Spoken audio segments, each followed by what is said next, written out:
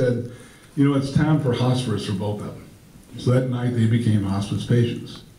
Then 5 days later, Dad died of his heart condition. But he even told the hospice nurse, he said, I must have partied too much in my 90s. He had kept his sense of humor right at the very, very end. And we thought Mom would go very, very quickly after that. But she lived 11 more months with her late-stage Alzheimer's. And again, hospice came in. They changed her medication so she wasn't so agitated. They also took her off some of the things that were just kind of making the Alzheimer's last longer, you know, just trying to correct it, which they couldn't anyway. And so they came in and visited more too, even though she didn't know they were there half the time. But it was so great to have that support.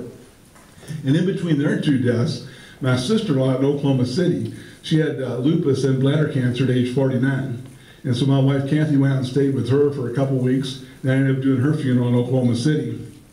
And then the Thanksgiving before last, my mother-in-law in Kenosha, Wisconsin had late-stage dementia and real bad diabetes. And she too had hospice her last 2 weeks. So I really know what hospice is now after going through all that.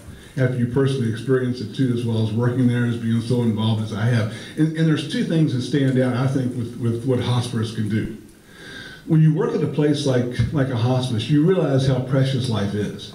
And you realize you better live life with gusto and get the most out every day. I think it makes you more thankful. It gives you that attitude of gratitude for just being born and having life every day. And the second thing, I've never seen a group work better as a team.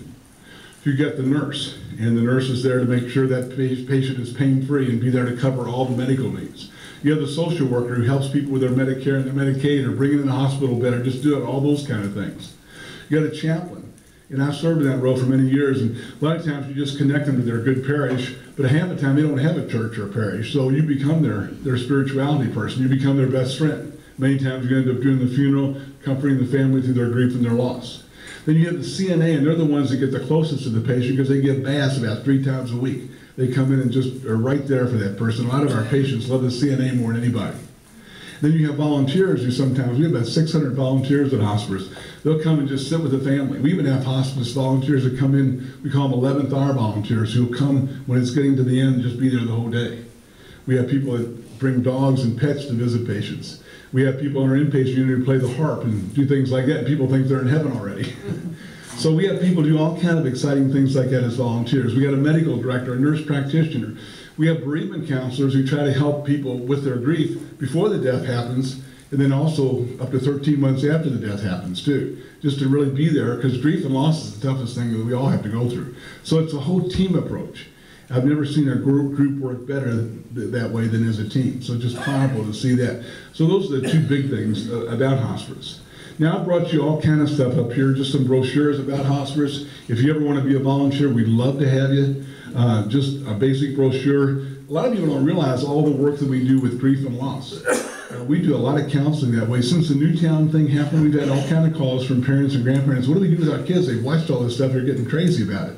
Well, don't let them watch TV, first of all. Take them away so they don't get so into it. And realize that was just a random act of violence. But a lot of times people watch TV and they get even more upset. And so we try to help people even like that.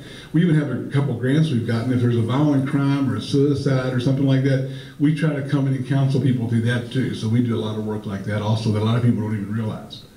So you can tell I drink the Kool-Aid at hospice, can't you? But I really do believe in it. I think it's powerful work. Don't hesitate to call us if you need us. A lot of people will say, well, when do you call hospice? Well, sometimes the doctor will say call hospice. Sometimes the doctor won't say call hospice because that doctor is so curative. They want to keep cure when it's time for care. And we just do comfort care. You can call us as a family and we'll send a nurse out and just check out the situation. Sometimes we have to tell people, no, you don't need hospice at all. You just found out you had cancer. You got all kind of hope for cure. And it didn't cost anything either because Medicare and Medicaid kicks in 80% of the time. If that doesn't kick in, private insurance kicks in about 5 or 10% of the time. And if that doesn't kick in, I got to kick in because I'm the fundraiser. So don't hesitate to call us. We're there to help you, and it doesn't cost a thing. One great Indiana story, I may have told you this before, but just such a great story. There's a company here in Indiana called Beach Mode and Tool. I know a lot of you know that. And they have a Wishing Well Foundation, and they give our hospice children their last wish. And a lot of times it might be, if a child's really able to do it, go to Disney World, but most of our kids are too sick. They might be able to go just to the local shopping center, maybe they get them a computer or something like that. We had one little 10-year-old boy several years ago, his last wish was he wanted to learn how to play the piano. So the employees of Beach Mode Tool, they got him a piano. They got him piano lessons. Don't you know, about a year ago, this child sent an invitation to his high school graduation to the employees of Beach Mode Tool because his cancer went in remission. He's having a normal life, and he can play the piano. Just a great story. But we really feel close to all of you because I know a lot of you all support Hosparus too. Thank you for the memorial gifts you give us all the time. I know a lot of times people will do that instead of flowers. Helps us tremendously. And thank you too for just being here for us. We're 35 years old this year. Hosparus is. It's amazing how much it's grown. And I know it depends mostly on support from folks like yourself to keep it going too. Anybody have any questions or comments from either what Hospice has done for you or any questions I didn't cover? Well, make sure you grab some things up here. If anybody's interested in books, I have books up here for sale too.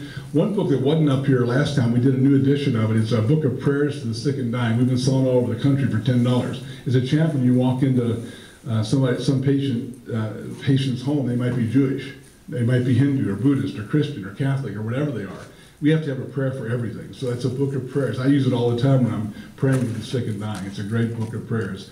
And it's just $10. And my two books, I think some of you are familiar with, they're $15 and happy to autograph those, and I give the proceeds back to Hosparus. So thanks for having me back again tonight. It's a pleasure to always be here.